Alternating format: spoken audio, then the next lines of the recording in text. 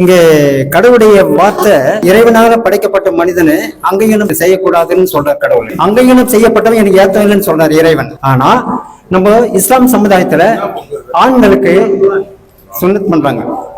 அதுக்கு எனக்கு ஒரு டவுட், அது கேட்கணும்ன்றது. சகோதரர் நமக்கு மத்தியில 2 விஷயத்தை கேட்டிருக்கிறாங்க. அதுல ஒண்ணு, இந்த உலகத்துல அனைத்து மனிதர்களை படைத்ததும் இறைவன் தான். இதுல அந்த மனிதர்களை எந்த அங்கவீனம் இல்லாம பெரும்பாலும் இறைவன் படைக்கிறான்.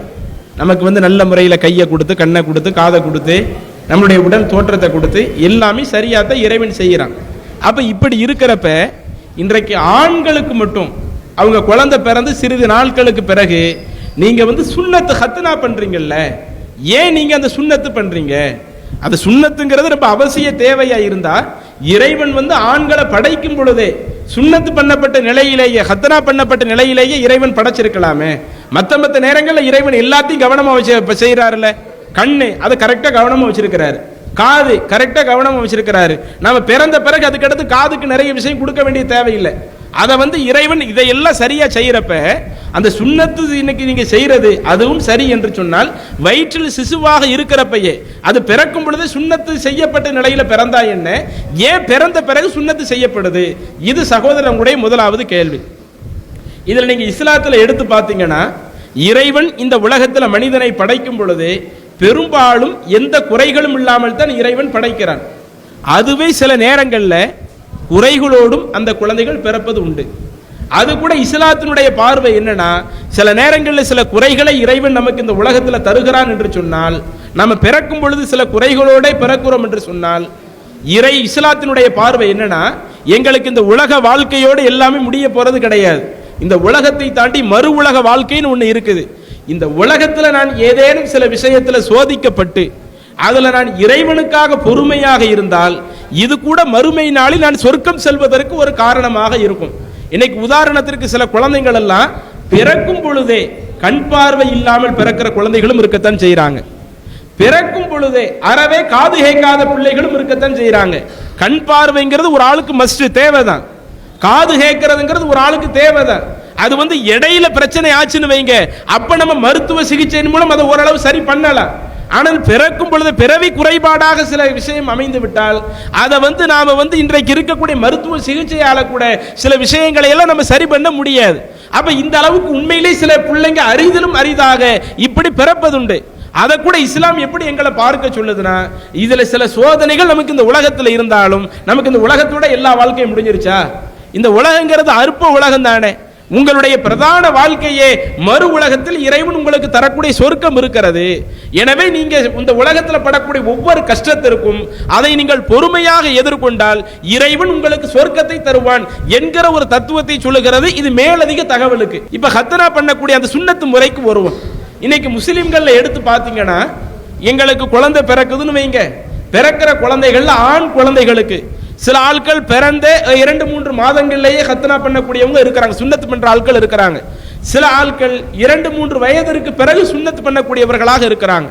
இதுல மத்த சமூகத்தினுடைய பார்வை என்னன்னா, அந்த சுன்னத்து பண்றதை இது குழந்தைங்களுக்கே ஒரு பெரிய நோவினை தரக்கூடிய ஒன்றாக பார்க்கிறாங்க.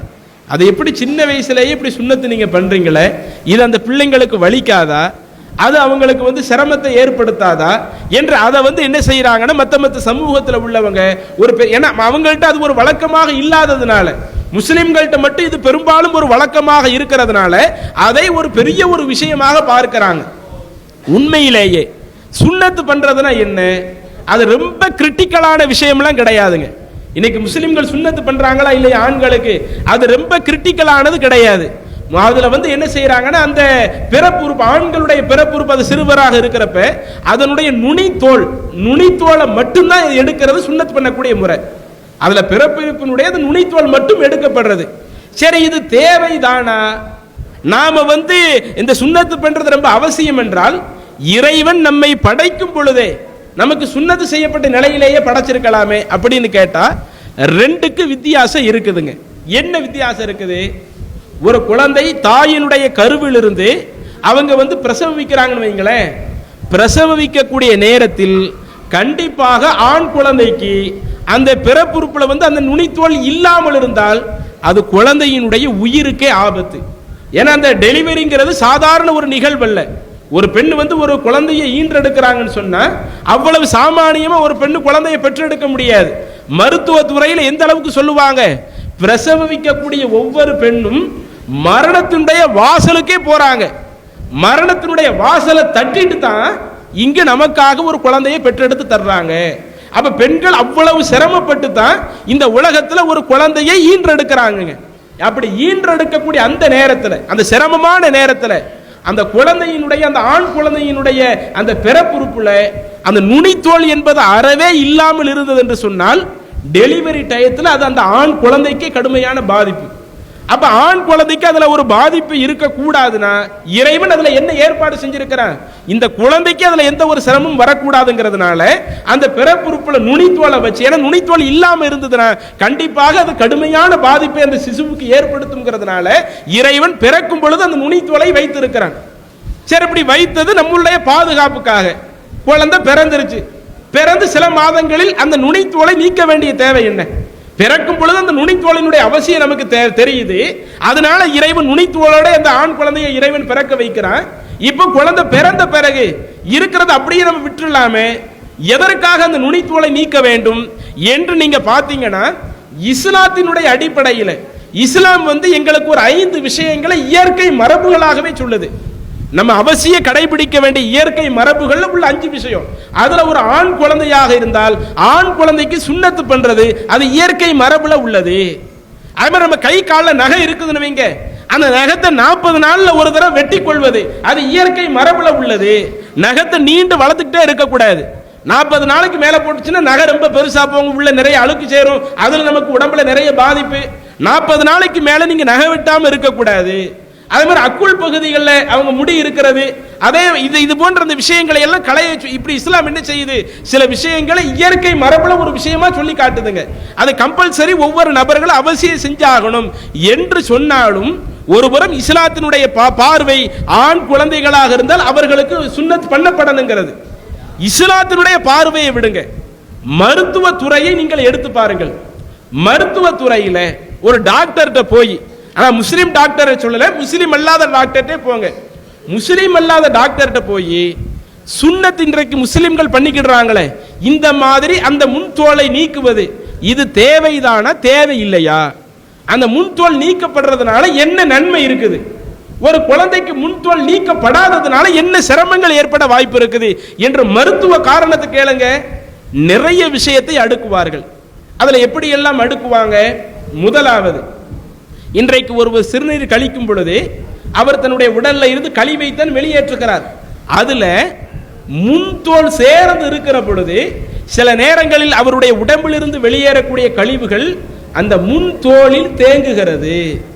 அப்படி முன்தோலில் தேங்குவதனால் இதனால கூட சில தொற்றுகள் ஏற்படுகிறது.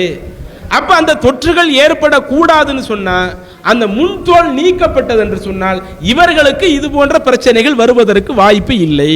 இப்படி ஒரு ரீசனை சொல்றாங்க. நாம வந்து யூரின் போறோம்ல, யூரின் போயிட்டு சுத்தப்படுத்துற ஒரு பழக்கம் நமக்கு இருக்கும். நம்ம என்னதான் சுத்தப்படுத்தினாலும் சில நேரங்கள் அந்த முன்தோள்கள்ல சில யூரின் துளிகள் உள்ள தங்குது. அந்த சில யூரின் துளிகள் முழுக்க முழுக்க கழிவுகள் தான். அந்த கழிவுகளினால் ஏற்படக்கூடிய அந்த நுண் தொற்றுகள் அதன் மூலம் சில நேரங்கள் அந்த ஆண்களுக்கு பாதிப்பு ஏற்படுகிறது. அப்ப அதுல வந்து அந்த நுண்தோல்ல வந்து இந்த சிறுநீர் தேங்க கூடாதுன்னா அந்த நுனித்தோலை நீங்கள் நீக்கி விட்டால் உங்களுக்கு இந்த பிரச்சனை வராது. இப்படி சொல்றாங்க.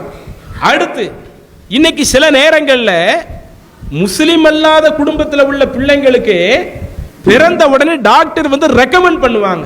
எப்ப ரெக்கமெண்ட் பண்ணுவாங்கன்னா, சிறுநீர் கழிக்கிறப்ப சில நேரங்களில் குழந்தை வந்து கடுமையாக அழுதுகிட்டே இருக்கும். சிறுநீர் கழிக்கிறப்ப ஆண் குழந்தை என்ன செய்யும், கடுமையாக அழுதுகிட்டே இருக்கும்.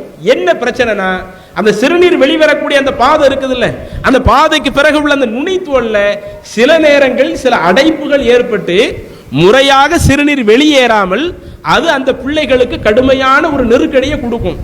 டாக்டர் சின்ன வயசுல கொண்டு போவோம். அப்ப டாக்டர் சொல்லுவாங்க, நீங்க இதுக்கு சுன்னத்து பண்ணிக்கிடுங்க.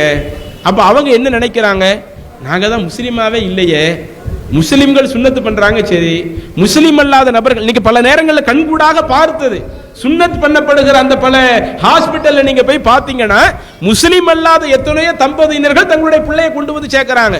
ஆனா ஆரம்பத்தில் ஏதோ இந்த சுன்னத்துங்கிறத இஸ்லாத்தினுடைய ஒரு அடையாளமா இன்னைக்கு பார்க்கறாங்க. இஸ்லாம்ங்கிறது சுன்னத்தை வந்து இஸ்லாத்தினுடைய ஒரு அடையாளமா சொல்லல, ஒவ்வொரு நபர்களும் அவசியம் செய்தாக வேண்டிய ஒன்றா சொல்லுது. அப்ப அதுல நுனித்தோல் அது நீக்கப்படுகிற பொழுது அப்ப வந்து அந்த யூரின் வெளியேறப்ப உள்ள அந்த அடைப்புகள் இருக்குதுல்ல, அந்த அடைப்புகள் சரி செய்யப்பட்டு அதனால அந்த பிள்ளைகளுக்கு ஏற்படக்கூடிய அந்த பாதிப்பு, அந்த புள்ள அழுதுகிட்டே இருக்கிறது, அந்த யூரின் ப்ராப்பராக வெளியேறுவதற்கு இது ஒரு காரணமாக இருக்கிறது மருத்துவத்துறையில் சொல்றாங்க. இன்னும் அதை தாண்டி இன்னும் நீங்க நிறைய உள்ள போறீங்கன்னா தாம்பத்திய விஷயத்தை எடுத்துக்கிட்டாலும் அதெல்லாம் நிறைய விளக்க முடியாது. நீங்க இன்னைக்கு நெட்ல கூட தேடி பார்த்து கொள்ளுங்கள். அந்த தாம்பத்திய வாழ்க்கையும் ஒருவருக்கு சிறப்பதற்கு அந்த நுனித்தோல் இல்லாமல் இருப்பது ரொம்ப அவசியம் என்று அதனுடைய இதை நிறைய பெனிஃபிட்டை சொல்றாங்க. இன்னும் தேவைப்பட்டால் நம்மளுடைய அந்த ஃபேமிலி ரீதியிலான டாக்டர் இருந்தால் அவங்கள்ட்ட போய் கூட அந்த சுன்னத் பண்ணுவதனுடைய நன்மையை கேட்டு பாருங்க, நிறைய சொல்லுவாங்க. அப்ப இதைத்தான் இறைவன் என்ன செய்கிறான்னா, பிறக்கும் பொழுதே சுன்னத் பண்ணப்பட்ட நிலையில் அந்த குழந்தை பிறக்குதுன்னு சொன்னா அந்த டெலிவரி டயத்துல அந்த தாய் சிரமப்படுறாங்களே, அதுல பிள்ளைகளும் பல நேரங்களில் சிரமப்படுவாங்களே, அந்த சிரமத்தின் பொழுது சுன்னத் பண்ணப்பட்ட நிலையில் ஒரு ஆண் குழந்தை பிறக்கிறது என்றால் அது அந்த குழந்தையினுடைய உயிருக்கே பாதிப்பு. அதனால இறைவன் பிறக்கும் பொழுது அந்த நுனித்தோலை வைத்திருக்கிறான். அந்த குழந்தை பிறந்து விட்டது என்று சொன்னால் அதற்கு பிறகு அந்த நுனித்தோலினுடைய தேவை நமக்கு தேவையில்லை. அது இருக்கிறதுனால சில நேரங்களில் சில இடர்கள் நமக்கு ஏற்படுது. அதனால நாம வந்து அந்த சுன்னத் செய்து விட்டோம் என்று சொன்னால் நாம் அது போன்ற இடர்களில் இருந்து நாம தப்பிப்பதற்கு ஒரு வாய்ப்பாக இருக்கிறது என்று இஸ்லாம் வந்து இதனால தான் என்ன செய்கிறது, எங்கள் அந்த சுன்னத்தினுடைய அவசியம் இப்படி நிறைய உள்ள சொல்லிக்கிட்டே போகலாம். இதற்காகத்தான் இதுல இறைவன் வந்து பிறக்கும் பொழுது சுன்னத் செய்யப்படாமலும் பிறந்த பிறகு சுன்னத் செய்வதற்கு வலியுறுத்துவதற்கும் இதுதான் காரணங்க. இது ஒரு செய்தி. அல்லாஹு அக்பர், அல்லாஹு அக்பர்.